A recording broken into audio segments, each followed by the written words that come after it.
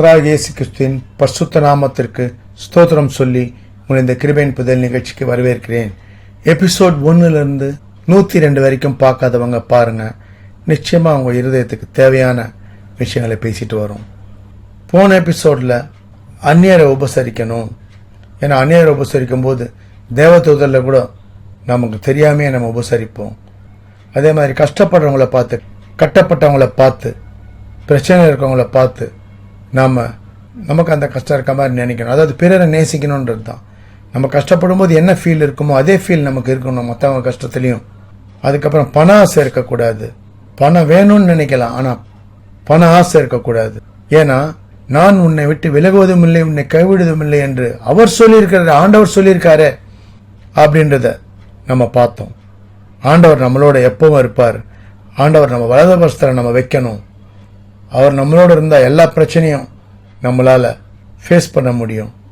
எந்த பிரச்சனையும் தாண்டி நம்ம வாழ்க்கையில் ஜெயிக்க முடியுன்றதெல்லாம் பார்த்தோம்.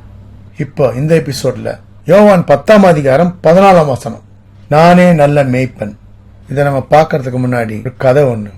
ஒரு தேசத்துல ஒரு ராஜா பாருங்க, அவர் நிறைய தேசத்தெல்லாம் பிடிச்சு நல்ல செல்வ செழிப்போட வாழற ஒரு தேசம்.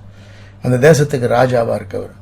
அவர் மக்களுக்கு எல்லாம் கிடைக்கணும். ஏன்னா அவர் செழிப்பா இருக்கணும், தேசம் செழிப்பா இருக்கணும். அதுக்குண்டான எல்லாமே அவர் திட்டமிடுறாரு. விவசாயம் நல்லா இருக்கணும், மக்கள் செழிப்பா வாழணும், இப்படியெல்லாம் அவர் நினைக்கிறாரு பாருங்க. எப்பவுமே அவர் மக்கள் மேல கரிசனமும், நாட்டு மேல ஒரு பற்றும், நாடு நல்லா இருக்கணும் அப்படின்றதுல ரொம்ப கரிசனமா இருக்கார். அதே மாதிரி தான் எல்லா மக்களுக்கும் எல்லாம் கிடைக்கணும் அப்படின்னு நினைக்கிறார். அதுக்கு பல திட்டங்கள் எல்லாம் செயல்படுத்துறார். மற்ற நாட்டுகள்லேருந்து பிடிக்கும்போது அதில் கொள்ளையிடுற செல்வங்களை எல்லாத்தையும் என்ன பண்றாருன்னா களஞ்சியங்களை கொள்றார். வெளியே இருந்து மற்ற தேசங்கள்ல இருந்து என்னெல்லாம் தேவையோ அதெல்லாம் வாங்கி தேவையான அளவுக்கு சேமிச்சு வைக்கிறார். கிடங்களை போதுமான அளவுக்கு இருக்கிற மாதிரி செய்யறார். அதே மாதிரி விவசாயம், மற்ற விளைச்சல், இதெல்லாம் எல்லா விளைச்சலும் நல்லா இருக்கும்படி அதுக்குண்டான வழிவகைகள்லாம் செய்யறார். இப்படி இருக்கும்போது பாருங்க, அவர் மக்கள் நல்லா இருக்காங்களா அப்படின்றத பார்க்கறதுக்கு ஒரு குழு அமைக்கிறார். அவங்க போய் பார்த்துட்டு வராங்க. எல்லா மக்களுக்கு எல்லாம் சரியா சேருதா, அதாவது மாசம் அந்த தேசத்து ராஜா அந்த அவரோட அரசாங்கத்தின் மூலமா மக்களுக்கு என்னெல்லாம் கிடைக்கணும், அதாவது ரேஷன், மாசத்துக்கு தேவையான தேவைகள் எல்லாம் அவர் செய்யறாரு பாருங்க. எளியவங்களுக்கு, தேவைப்படுறவங்களுக்கு, அவங்களுக்கெல்லாம் உதவிங்கெல்லாம் செய்யறார். இதெல்லாம் சரியா போகுதான்னு பார்க்க தான் அந்த குழு ஒன்று அமைக்கிறார். அந்த குழு போய் பார்த்துட்டு எப்பவுமே இவருக்கு சொல்லுவாங்க. ஒரு முறை கூட அந்த குழு இவருக்கு எந்த குறையும் சொல்ல, மக்கள் எல்லாம் சுபிட்சமா இருக்காங்க, எல்லாருக்கும் எல்லாம் கிடைக்குது, உங்களை எல்லாரும் ரொம்ப வாழ்த்துறாங்க அப்படின்னு சொல்லி தான் சொல்றாங்க. சரி, இவரும் அவங்க சொல்றத நம்பி இருக்காரு. ஆனா மகாராணி கிட்ட, பணிப்பெண்ணா வேலை செய்யற பெண் மகாராணி கிட்ட சொல்றாங்க, நிறைய மக்களுக்கு கிடைக்க வேண்டிய இந்த உதவிகள்லாம் சரியா கிடைக்கிறது இல்ல, அவங்க கேட்கவும் முடியறதில்ல. ஏன்னா ஒரு சிலர் இந்த மாதிரி எல்லாம் நடத்துறாங்க, இப்படி நடக்குது, நிறைய இடங்கள்ல இது போல இருக்குது. ஆனா அதை நாங்க எங்க முறையிடுறதுன்னு தெரியல, பயமா இருக்குது, எங்க மக்கள் இந்த மாதிரி சொல்றாங்க, நீங்க தான் ஏதாவது வழி பண்ணணும்னு மகாராணி கிட்ட சொல்றாங்க.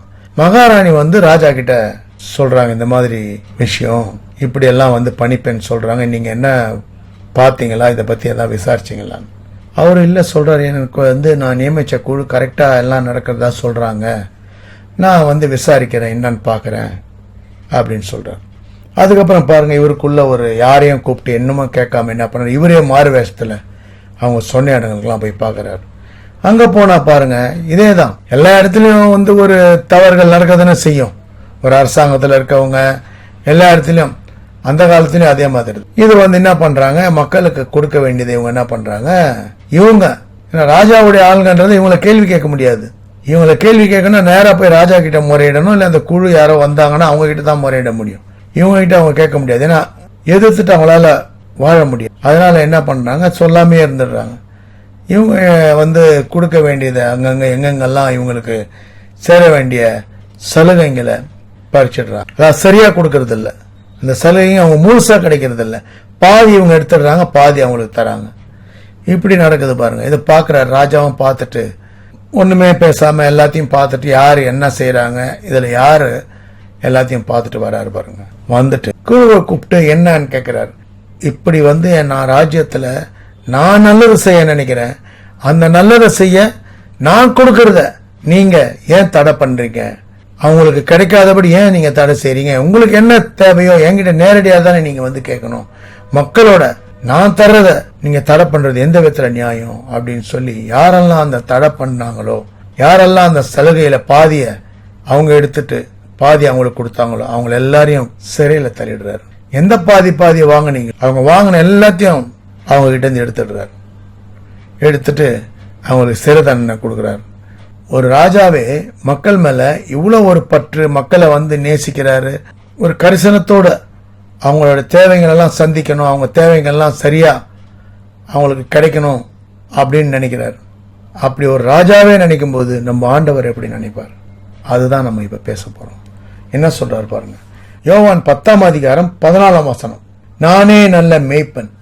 அவர்தான் குட் ஷெப்பர்ட் நம்ம சொல்றோம் இல்லையா, அவர்தான். நானே நல்ல மேய்ப்பன், பிதா என்னை அறிந்திருக்கிறது போலவும் நான் பிதாவை அறிந்திருக்கிறது போலவும் நான் என்னுடையவர்களை அறிந்தும் என்னுடையதால் அறியப்பட்டும் இருக்கிறேன். ஆடுகளுக்காக என் ஜீவனையும் கொடுக்கிறேன்.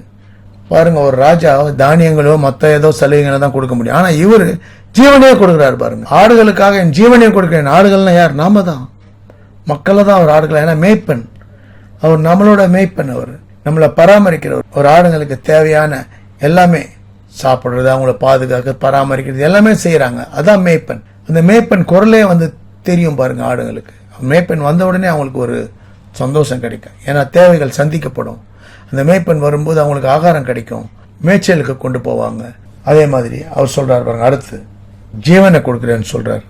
இந்த தொழுவத்தில் உள்ளவர்கள் அல்லாமல் வேற ஆடுகளும் எனக்கு உண்டு, அவைகளும் நான் கொண்டு வர வேண்டும், அவைகள் என் சத்தத்துக்கு செவி கொடுக்கும், அப்பொழுது ஒரே மந்தையும் ஒரே மேய்ப்பனும் ஆகும்.